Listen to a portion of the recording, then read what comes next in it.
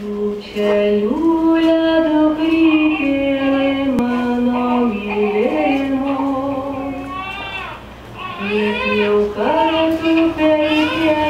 Goldman, eu tenho o prazer de comunicar que a criança nasceu forte e sadia. É uma linda menina.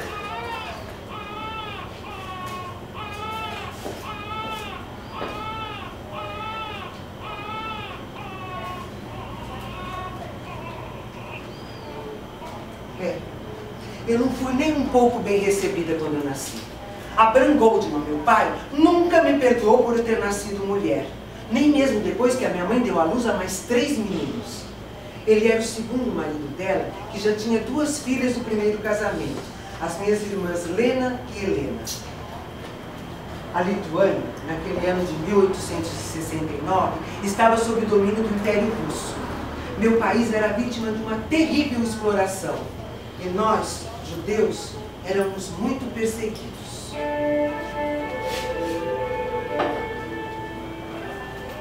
Passei minha infância no campo. E a minha distração preferida era correr e brincar com Petruska, um pastorzinho que tocava flauta. De vez em quando eu me colocava nos ombros e saía correndo pelos campos.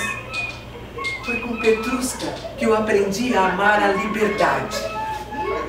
E foi com ele também que eu, ainda menina, senti as minhas primeiras sensações eróticas. Uma vez, nós vimos uma cena que me marcou para o resto da vida. Um soldado russo espancava um camponês que estava seminu. Seu corpo sangrava.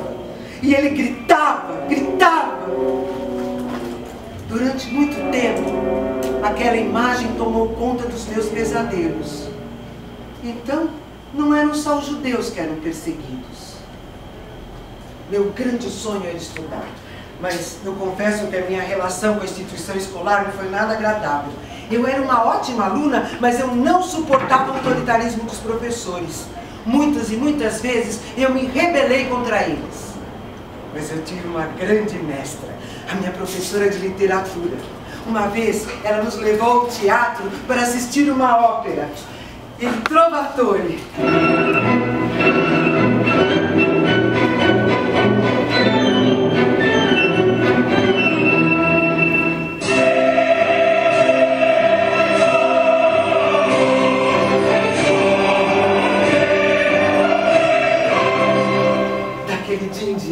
Eu comecei um verdadeiro caso de amor com a música. Essa professora me incentivou muito para eu prestar o exame para fazer o ensino médio. A prova era difícil, mas eu estudei. Estudei dia e noite. Enfim, saiu o resultado e eu... Passei! Passei! Eu não acredito que eu estou vendo meu nome nessa lista! Eu passei! Agora só falta pegar a carta de recomendação com o rabino da escola e pronto! Eu estou no ensino médio! Eu vou ser médica!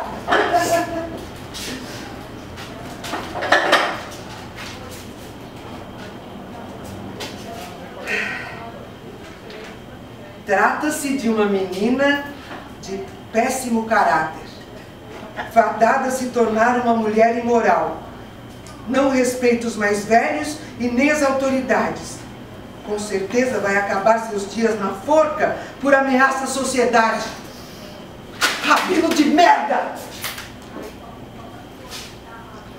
Com o assassinato do czar Alexandre II, subiu ao poder o czar Alexandre III. E esse empreendeu uma perseguição sem tréguas aos judeus lituanos. As casas eram invadidas, as lojas saqueadas, as igrejas destruídas. Então, a minha família achou melhor mudarmos para São Petersburgo. Meu pai achava que na Rússia as coisas poderiam estar um pouco melhores. Mas a realidade se mostrou bem diferente. Os judeus, na Rússia, não podiam trabalhar nas comunidades rurais e nem mesmo no serviço público. Sobreviver era muito difícil. Então, eu arrumei um emprego para ajudar minha família. Eu comecei a trabalhar numa oficina de costura. Mesmo assim, eu ainda consegui estudar por mais 6 meses. Graças a alguns colegas de escola, eu pude ler uns livros que eram proibidos pelo governo russo. 2 deles me marcaram para o resto da vida. Pais e Filhos, de Turgenev, mostra uma filosofia que estava muito em voga entre os rebeldes russos, o niilismo. Um niilista é um homem que não se inclina a nenhuma autoridade, que não se rende a nenhum princípio, por muito que este seja reverenciado. Que fazer? De Chernyshevsky também me marcou. Esse livro mostra uma personagem chamada Vera. Vera abandona sua família, monta uma cooperativa de costura e vai viver com um estudante de medicina sem dar satisfações a ninguém. Vera era uma niilista e ela me inspirou a eu viver a minha própria vida sem me preocupar com a sociedade. Quando mais tarde eu escrevi a minha biografia, eu a chamei assim: Vivendo a Minha Vida. Quando eu tinha 15 anos, meu pai queria me obrigar a casar. Eu enfrentei a autoridade dele com todas as minhas forças. Numa das nossas muitas brigas, ele pegou a minha gramática francesa, atirou na lareira e gritou: tudo que uma menina judia precisa saber é fazer peixes bem temperados, macarrões bem firmes e dar muitos filhos ao seu marido. Ah, é? Resolvi sair de casa. A minha irmã, Helena, estava se preparando para ir para a América, para se juntar com Lena, que já estava lá. Eu implorei para o meu pai deixar eu ir junto. Eu ameacei me atirar no rio Neva se ele não permitisse. Então, ele acabou consentindo. Eu tinha quase 16 anos e sonhava com a liberdade. Eu tinha certeza de que ela estava lá, num novo mundo. Viajei cheia de esperanças. E quando eu vi o mar pela primeira vez, eu senti que a minha vida iria mudar completamente.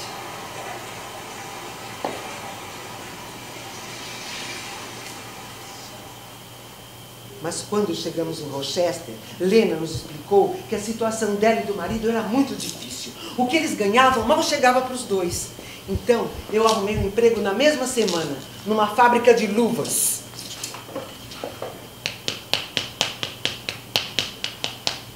A disciplina da fábrica não tinha nada de democrática. Nós trabalhávamos 10 horas por dia e não podíamos conversar, nem ao menos cantar, coisa que na Rússia as costureiras costumavam fazer. Até para ir ao banheiro a gente tinha que pedir permissão. Aos domingos eu frequentava um grupo de socialistas alemães. As reuniões não eram lá muito interessantes, mas serviam para eu fugir da dura rotina que eu vivia. Mas num desses domingos veio uma mulher de Nova York chamada Joanna Gray nos falar sobre a greve que tinha acontecido no dia 1º de maio por toda a América.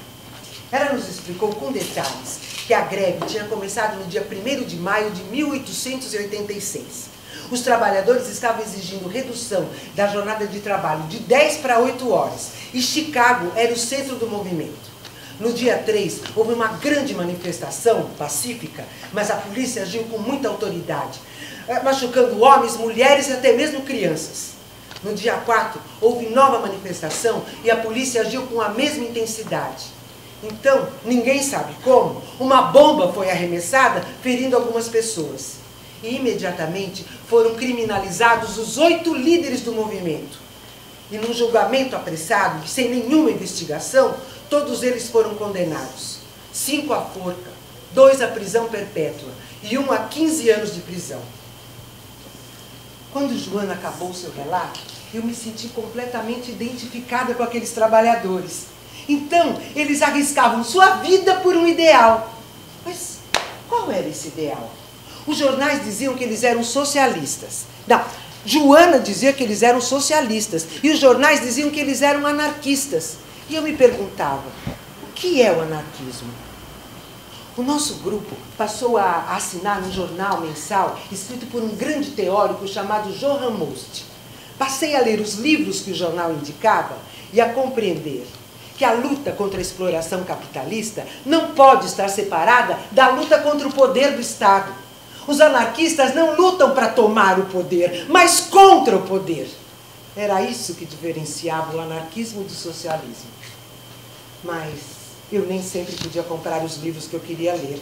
O meu salário era de $10 por mês e 4 eu tinha que entregar a Lena para as despesas. Quando ela teve seu primeiro filho, eu decidi pedir um aumento.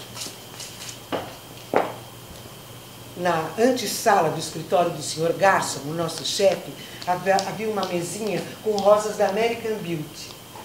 Eu adorava aquela loja, mas o meu dinheiro não dava para comprar nenhuma pétala daquelas flores.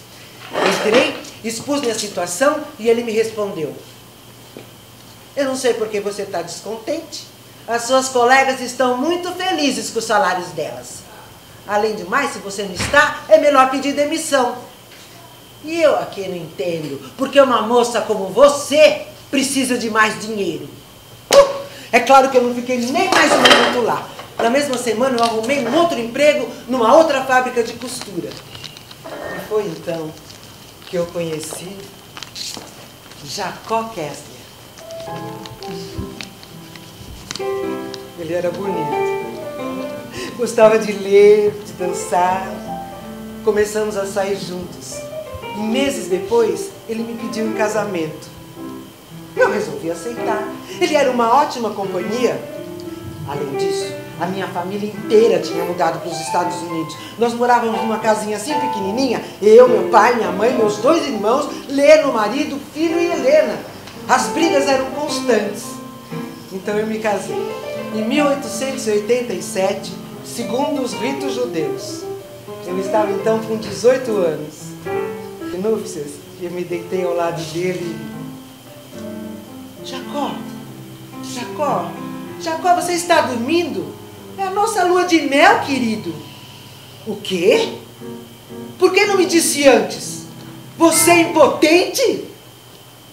Jacó se submeteu a inúmeros tratamentos, mas nada resolveu. O pior é que ele começou a beber, a jogar, a se desinteressar por tudo. E eu, além de sustentá-lo, ainda tinha que conviver com esse ciúme doentio que ele sentia de mim. Resolvi me separar. Mas a minha separação não foi nada fácil.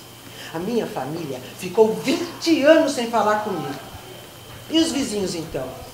Cada vez que eu passava, eles diziam: rameira, vagabunda, mulher sem moral. Para falar a verdade, a minha relação com a vizinhança já não ia bem mais ou menos um ano antes de eu me separar. No dia 11 de novembro de 1887, 4 daqueles 5 anarquistas presos em Chicago iriam ser enforcados. Eu estava inconsolável. Naquela noite, meu pai convidou uma vizinha para jantar lá em casa. E ela, vendo a minha tristeza, teve o desplante de dizer: eu não sei por que tantos lamentos. Eles são anarquistas, criminosos, merecem a forca. Meu sangue subiu, eu não tive dúvida. Eu peguei uma garrinha de água que estava em cima da mesa e dei um banho de água fria na cara dela. Fora daqui, eu te mato. Eu sei que a situação estava insustentável para mim. Então, um belo dia, eu coloquei minhas poucas roupas numa maleta, embalei minha máquina de costura e com $5 no bolso, eu fui para Nova York.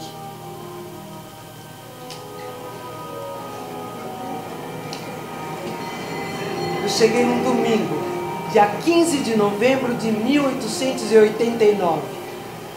Naquele dia fazia um calor impressionante. Eu andei mais ou menos umas 3 horas até chegar à casa de uns tios que moravam lá. Mas assim que cheguei, eu senti que a minha visita era uma surpresa bem desagradável. Eu me despedi imediatamente e andei um outro tanto até encontrar a casa de um conhecido que frequentava as reuniões do nosso grupo. Naquela mesma noite, ele me levou ao Sachas Café, que era o ponto de encontro dos radicais da cidade. Mal entrei e senti que ali era o meu lugar. Eu fiz amigos imediatamente. O primeiro deles me encantou. Um jovem anarquista russo chamado Alexandre Berkman. As irmãs Lena e Helena me ofereceram hospedagem. E eu fechei aquele domingo com chave de ouro, indo assistir uma conferência de Johann Most.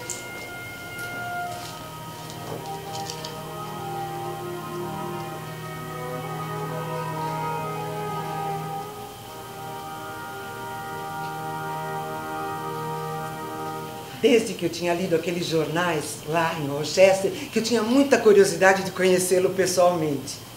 Mas quando ele entrou, eu confesso que eu fiquei um pouco decepcionada. Seu rosto era coberto de cicatrizes e sua expressão era muito desagradável. Mas quando ele começou a falar, eu fiquei hipnotizada. Ele tinha o poder da palavra e através dela mostrava todo o seu poder de sedução. Ficamos amigos íntimos, namorados mesmo. Íamos a teatros, a festas. Uma vez, depois de nós termos assistido a um concerto da ópera Carmen, eu falei para ele sobre a minha antiga professora e o quanto eu tinha ficado feliz quando ela nos levou para ver Il Trovatore. Quando eu acabei meu relato, ele me disse: eu nunca vi uma descrição mais bonita e mais apaixonada sobre as emoções de uma criança. Você tem um enorme talento e um dia se tornará uma grande oradora. Vamos trabalhar nisso e você vai me substituir quando eu não estiver mais aqui. Naquela noite eu dormi nas nuvens. Dias depois, ele me convidou para fazer uma turnê por Rochester, Buffalo e Cleveland. A minha missão era convencer os trabalhadores de que era inútil lutarem pela redução da jornada de trabalho de 10 para 8 horas. Eu deveria convencê-los que aquilo era um ganho mesquinho, que não colocava o capitalismo em xeque e que os desviava da sua verdadeira luta. Decorei minha lição e parti, com o coração aos pulos. Em Rochester, eu gaguejei um pouco. Em Cleveland, eu falei um pouco melhor. Mas quando eu cheguei em Buffalo, as palavras saíram de mim com uma facilidade impressionante. Quando eu terminei minha palestra, um velho operário de mãos calejadas e cabelos brancos pediu a palavra. E o que faremos nós, os velhos? Hein? Temos que esperar o triunfo do anarquismo para termos 2 horas a mais livres todo dia? Você acha que 2 horas livres para tomar puro, para ler um livro, são ganhos tão mesquinhos assim? Aquele homem me fez perceber o quanto era falso o argumento de Most e quanto eu me encontrava numa situação mais falsa ainda, repetindo as palavras dele como um papagaio, sem ter pensado a respeito. Aquele homem me fez perceber que um corpo sem liberdade jamais poderá usufruir do prazer. Eu entendi naquela hora que o anarquismo não tem fórmula, nem receituário. Ele depende das necessidades de cada indivíduo e das circunstâncias de cada lugar. Eu não vi a hora de chegar a Nova York e contar a Most todas as minhas descobertas. Mas a reação dele não foi nada agradável.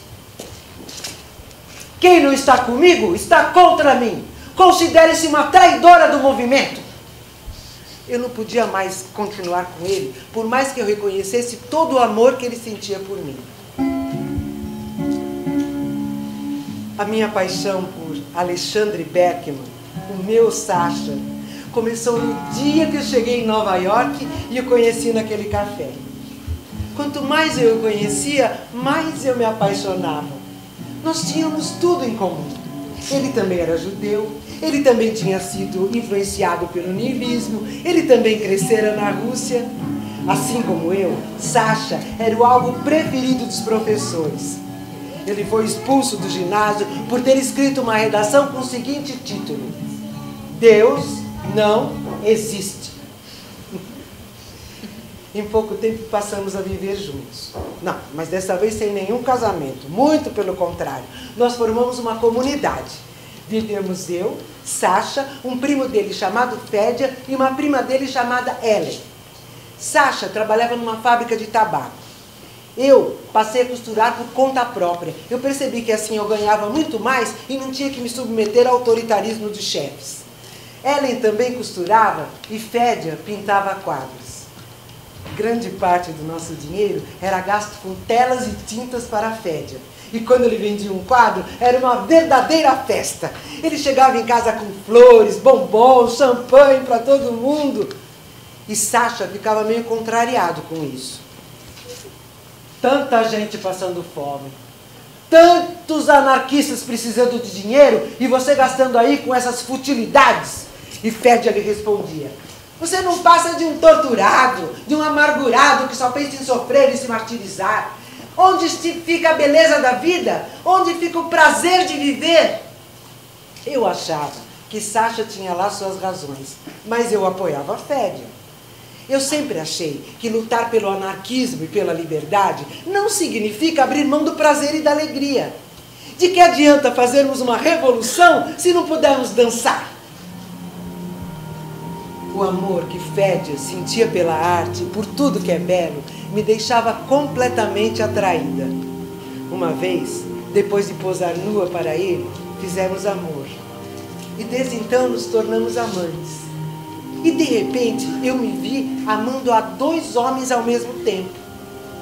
Ambos me completavam. Quando eu fui contar a Sacha sobre o meu romance com Fédia, ele teve a reação mais bonita que um homem poderia ter. Emma, você deve ter toda a liberdade para amar. As coisas na Rússia estavam se complicando, o movimento operário estava crescendo e nós achamos importante irmos para lá para fortalecermos o movimento. Então, mas a gente precisava de dinheiro, então eu tive uma ideia. Vamos abrir uma casa de chá.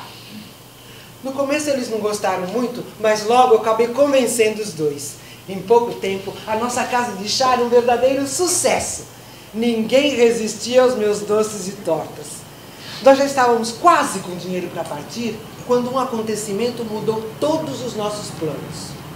Em Homestead, perto de Pittsburgh, estourou um verdadeiro conflito entre os trabalhadores da empresa Carnegie Steel Hall e seu gerente, chamado Henry Clay Frick, que era um crapo.